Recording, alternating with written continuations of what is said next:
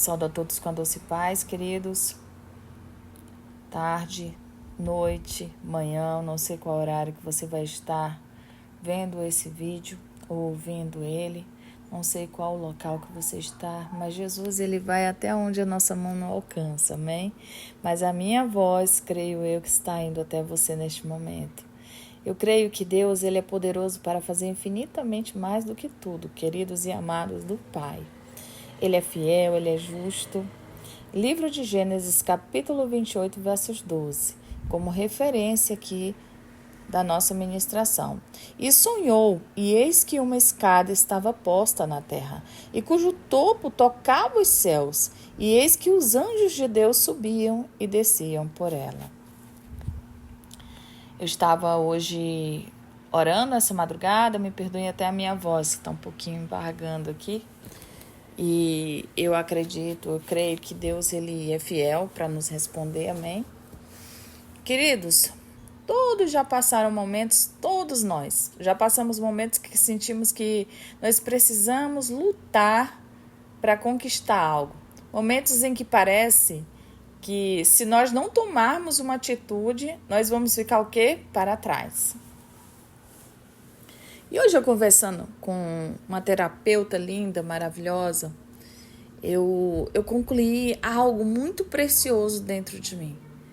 E o que me fez não questionar, mas me fez ir mais além com essa palavra. Sabe, amados, às vezes a gente toma tanta atitude e a gente precisa o quê? A gente precisa apenas focar nos nossos objetivos. A gente quer tudo ao mesmo tempo. E eu aprendi que tudo é ao seu tempo. Não adianta eu forçar. Ah, mas eu preciso me esforçar para fazer X. Sim, mas eu preciso ter o meu tempo. Ah, mas já passou-se quanto tempo e eu estou na mesma situação? Aí depende de cada situação. Amém? Então, às vezes, a gente tem essa sensação em que parece que a gente não toma a atitude certa. E aí parece que a gente fica para trás, né? E muitas vezes, nessa ânsia de querer vencer, nessa ânsia de querer fazer tudo logo, a gente acaba tomando decisões precipitadas, agindo sem consultar a Deus. E isso nos impulsiona muitas vezes a não conquistar situações. Por muitas vezes eu procrastinei pelo fato de tomar atitudes ousadas. O Senhor, ele se agrada da ousadia, tá, queridos? Mas nós temos que estar diante das nossas condições X, diante de um alinhamento e obediência a Deus, para que nós venhamos a ser transformados dentro daquilo que nós desejamos para a nossa vida. Eu sei, ninguém é perfeito. Todos nós carregamos dentro de nós traumas, situações. Eu não gosto de falar muito trauma porque são bloqueios, alguns bloqueios. Alguém tem medo disso, medo daquilo. E isso vem de princípios lá, né? Não vou dizer bem princípios, mas momentos.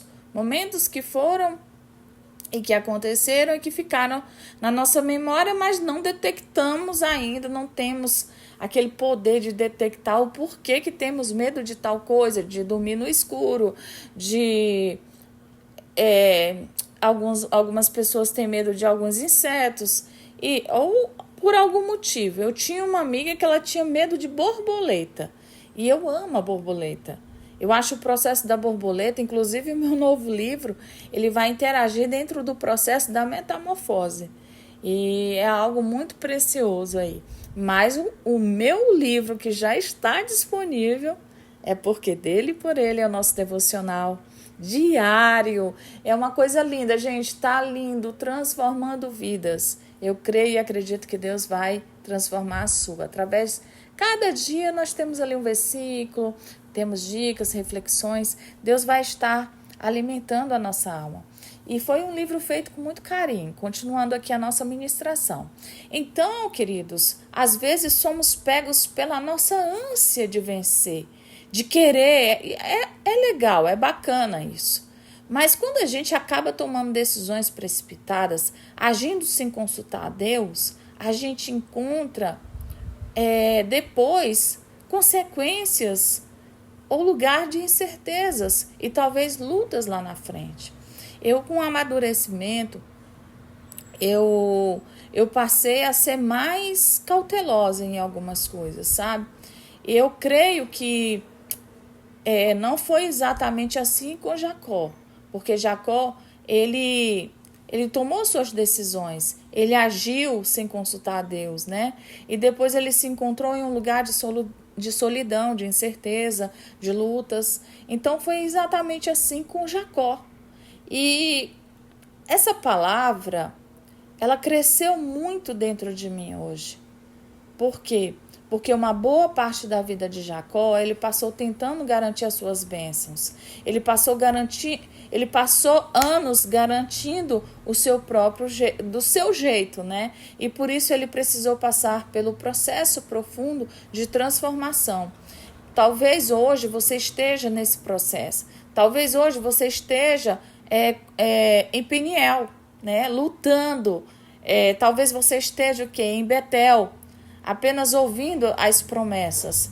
Mas eu te digo, a jornada de Jacó, ela nos ensina que há um propósito em cada fase da nossa vida. Há um propósito. Jacó, ele era um homem que ele queria acelerar os planos de Deus. E a gente vê aqui em Gênesis 25, 21...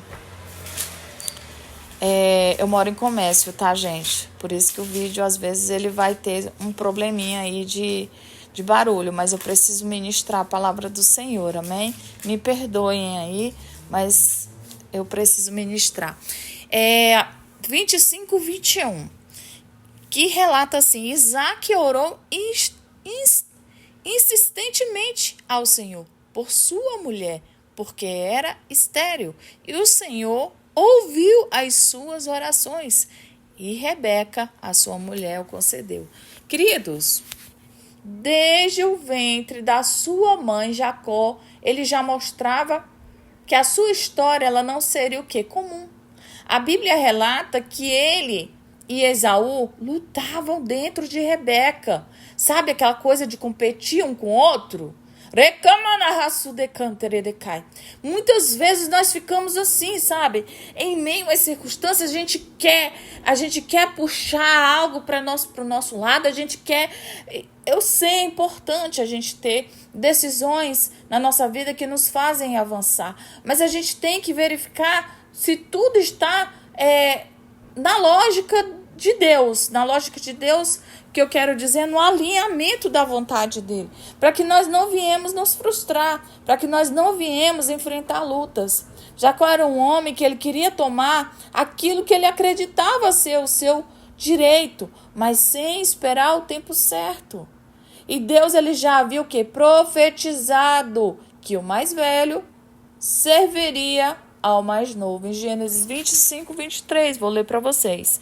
E o Senhor lhe disse: 2 nações há no teu ventre, e 2 povos se dividirão em tuas entranhas. E um povo será mais forte do que o outro, e o povo maior servirá ao menor. Olha que interessante. Sabe, Deus, ele já havia dito. A gente aprende muita coisa. Jacó, ele, influenciado pela sua mãe, ele quis tomar a promessa pelas suas próprias mãos. Primeiro comprando o direito da primogenitura de Esaú por um prato de lentilhas. Depois ele foi enganado, né? Depois ele enganou o próprio pai, corrigindo aqui. O pai. E a gente entende ele enganando o pai para receber a bênção. Aqui a gente aprende um princípio importante. Não tente acelerar o processo de Deus. Se ele prometeu, ele é fiel para cumprir no tempo certo. E o que me veio na cabeça foi essa frase, queridos. O exílio é o preço da enganação. E a referência que eu trago aqui é capítulo 27, versos 41 e 45. Glorificado seja Deus. que relata a seguinte situação: até que se desvie de ti a tua ira e o teu irmão se esqueça do que fizeste, então mandarei trazer de lá, porque seria que desfilhada, até que vos ambos no mesmo dia. Aí você pergunta, depois de enganar Esaú, receber a bênção do pai, né? A bênção de Isaac. Jacó, ele precisou fugir porque o seu irmão queria matar ele. Aqui nós vemos um paradoxo, que ele percebeu que a bênção... Ai, Jesus, ele percebeu a besteira que ele tinha feito.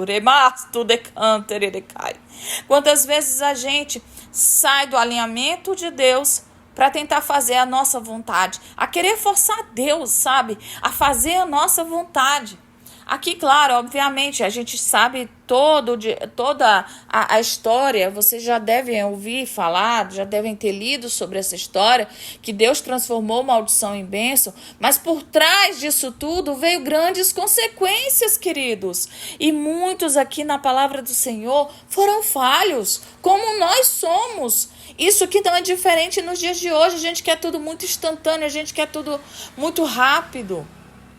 O que adianta eu conquistar algo fora do tempo de Deus, se isso me custa a minha paz e a presença dele? Aleluias! Mas é nesse momento de fuga que Deus ele se revela, sabe, a ele. E no caminho para Padã Arã, Jacó ele chega a um lugar e pega uma pedra para servir de travesseiro e dorme. E ali ele teve um sonho. Uma escada que ia da terra até o céu. E o anjo, ele subindo, e anjos, tá, em plural, subindo e descendo. E Deus fala com ele. E ele reafirma a promessa feita a Abraão. Jacó ele acorda impactado. Eu estou conjecturando aqui uma sensação, sabe, tão boa. Uma sensação de Deus estar presente naquilo que ele tem para a nossa vida. E a palavra de Deus diz em Gênesis 28, versos 16, que nos relata assim: e acordando, pois, Jacó o seu sono, disse, na verdade, o Senhor está neste lugar. E eu não sabia. Olha que interessante. Deus ele chama aquele lugar de Betel, a casa de Deus, a casa de Deus. Somente, repita comigo, Deus chamava aquele lugar, a casa de Deus, Betel. E ali fez um voto com Deus, dizendo que se o Senhor o guardasse e o trouxesse de volta, então ele seria o seu Deus. Quantas vezes fazemos votos com Deus nos momentos difíceis? E aí a gente promete para nós mesmos, não, eu vou conseguir, eu vou fazer. Chega no meio do caminho, a gente desiste. Queridos, não faça voto que você não possa cumprir. Eu aprendi isso muito na minha vida. E eu preciso aprender ainda a discernir entre parar e entre continuar. Porque ser lapidado custa muito. Jacó ele encontrou a presença de Deus. Jacó ele foi um homem temente a Deus. O tempo de lapidação e lutas, ele nos servem de aprendizados. Jacó ele chega à casa de Labão, ele se apaixona por Raquel. Mas ele encontra alguém mais astuto que ele, Labão, que faz com que ele, aleluia, seja enganado. Ou seja, sabe, ele pagou na mesma situação, ele colheu o que ele plantou, sabe? Ele fez a troca de mulher, né, no caso de filhas, ele colocou uma outra filha que não tinha nada a ver com a qual ele havia se apaixonado. No caso, Lia, né? Então, queridos, a gente entende aqui que quanto mais nós nos sentimos anelados às nossas vontades, menos a gente está perto da conquista. Ah, mas está errado, pastora. Eu preciso estar anelada às minhas vontades para que eu possa conquistar. Porque assim eu fico ousada, eu consigo vencer, eu consigo... Sim, você consegue, mas se você não discernir entre o certo e o errado, você vai ficar no meio do caminho. Eu ainda estou em processo com algumas situações na minha vida. Por que eu estou em processo? Porque eu preciso detectar qual é a direção certa. Eu falo detectar porque há uma conexão. E essa conexão ela não pode parar. Porque se ela para, eu começo o quê? A procrastinar situações. É uma palavra forte, mas é uma palavra que a gente vê pessoas desistindo do seu foco muitas vezes. E por muitas vezes eu fiz isso. Queridos, Deus ele trabalha para aqueles que nele esperam. Jacó, ele trabalhou mais 7 anos, finalmente ele se casou com Raquel. Mas antes, ele foi enganado. E lá atrás, no passado dele, ele enganou. Então, ele ficou ainda mais 6 anos trabalhando para conseguir riquezas. Foram 20 anos de tratamento com Deus. Deus usou Labão para ensinar Jacó sobre a paciência. Nem sempre as demoras da vida são fracassos. Às vezes são processos para que possamos amadurecer e valorizar o que Deus nos dá. Inspiração do Espírito Santo, queridos. Essa frase. Então, o retorno, encontro de Jacó, para ser mudado o seu nome, foi um marco na história dele. Queridos, quando nós nos colocamos na presença de Deus, nós entendemos que a vontade dele é agradável. Em Gênesis 32, a visão de Jacó e Manaim. Você imagina, o cara passou por tantas coisas, foram 20 anos. Quantos anos faz que você está esperando uma promessa? Quantos anos faz que você está no mesmo lugar? Hoje foi me feita essa pergunta. E eu falei assim, mas eu acredito que eu progredi muito, porque a minha visão, ela era diferente da que eu tenho hoje. Obviamente, a gente deseja, a gente quer alcançar tantas coisas, mas no meio do caminho há percursos, obstáculos e adversidades que podem te quebrar completamente. Não para te matar, mas para te moldar, para que você venha aprender. Aquele lugar chamado Peniel, onde Jacó, ele tem medo, né? Porque ele começa o quê? A se apaziguar com o irmão, né? O irmão ali foi um encontro, algo poderoso que Deus permitiu. E aí ele deu aquele nome de Peniel. E ele passa a noite inteira ali lutando com o anjo. E quando o anjo vê que Jacó não vai desistir, toca na coxa dele e desloca o seu nervo. E Jacó sai mancando, mas sai transformado. Muitas vezes a gente quer obedecer, a gente quer estar certinho na igreja, mas a gente não quer ser transformado. Ah, mas se eu estou certinha na igreja, eu estou obedecendo, então eu estou transformado. Não. Muitas pessoas levam anos dentro dos seus ministérios, ministrando, pregando, mas as suas vidas não mudam. Por quê? Porque ela tem dentro delas sintomas ainda e rachaduras dos seus fragmentos da sua história. Todos nós temos, queridos, mas tem pessoas que são mais difíceis de perdoar. Não é o meu caso aqui, tá? De falar sobre perdão, em questão da situação de Jacó, houve um perdão. Mas ali houve assim, ó, eu te perdoo, mas tu vai para lá, eu vou para cá. Entende? Houve uma divisão, porque ali já foi profetizado desde o ventre da mãe. Não te chamará mais Jacó, mas Israel, porque lutaste com Deus e com os homens e prevaleceste. Gênesis 32, 28. E a partir desse momento, Jacó não é mais o enganador. Ele se torna o patriarca de uma nação. Então, o encontro com Esaú foi uma questão de cura. sabe?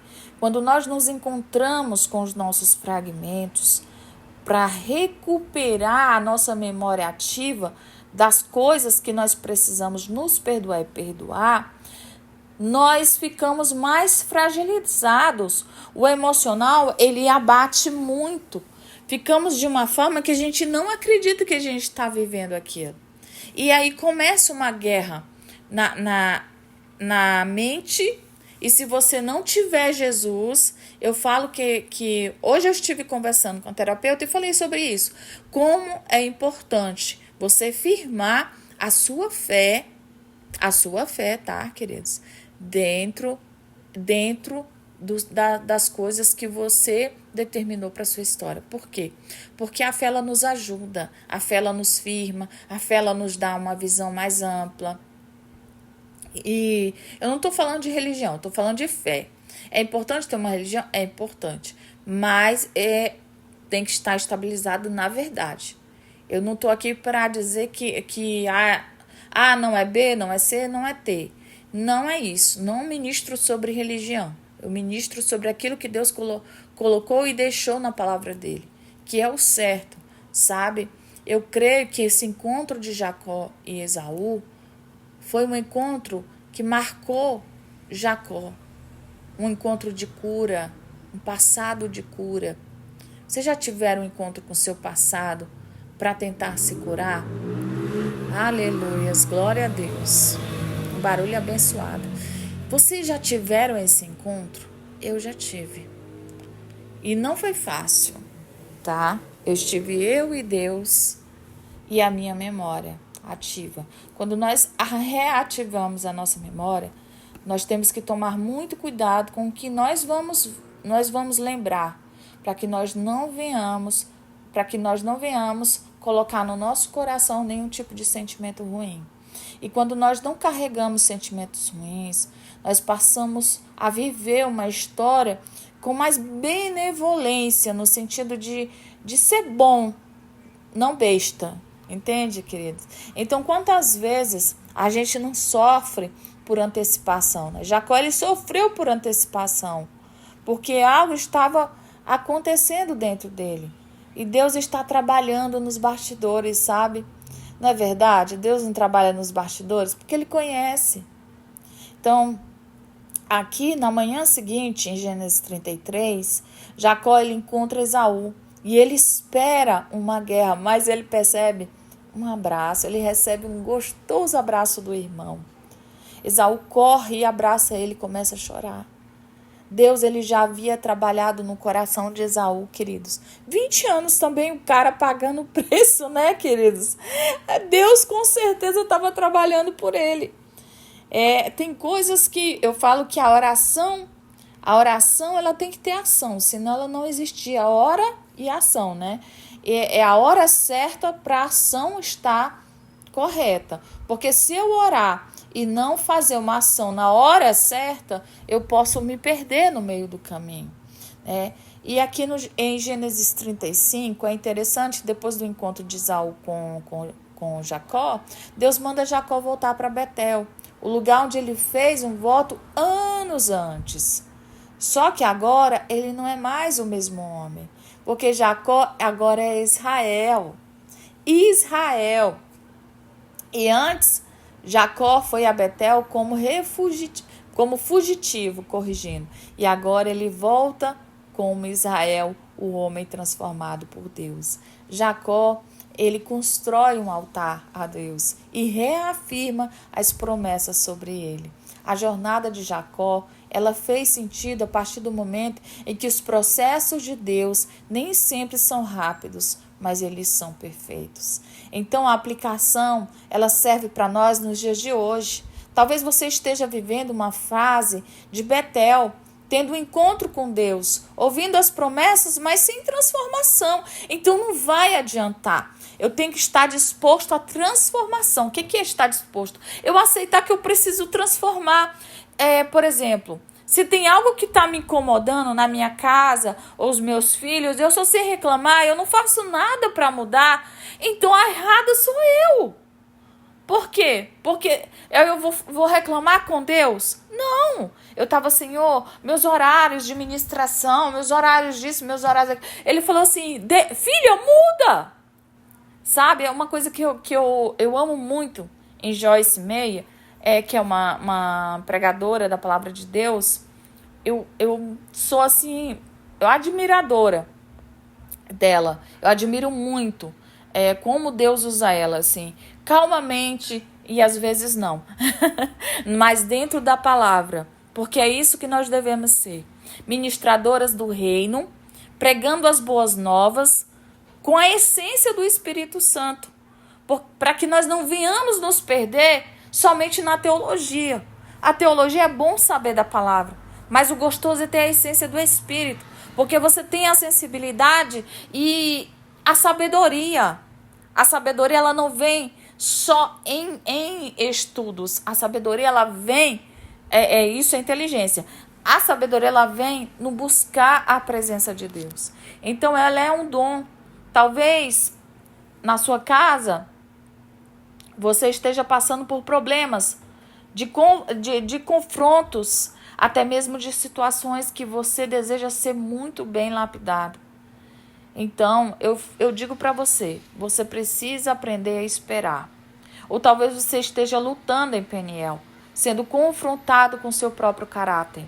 Ser confrontado com o nosso próprio caráter é tirar também, aprender a tirar os nossos questionamentos que nós fazemos todos os dias. Deus, por que isso? Deus, por que aquilo? Deus, por que isso? Sabe? Mas a gente tem que aprender que o propósito de Deus na nossa vida é maior do que o passado. E se Ele prometeu, Ele vai cumprir. Jacó, ele passou pelo processo, ele sofreu perdas, ele enfrentou lutas, mas no final ele não recebeu a bênção. Como se tornou... ele não só recebeu a bênção, né? No final, ele não só recebeu a bênção, corrigindo aqui.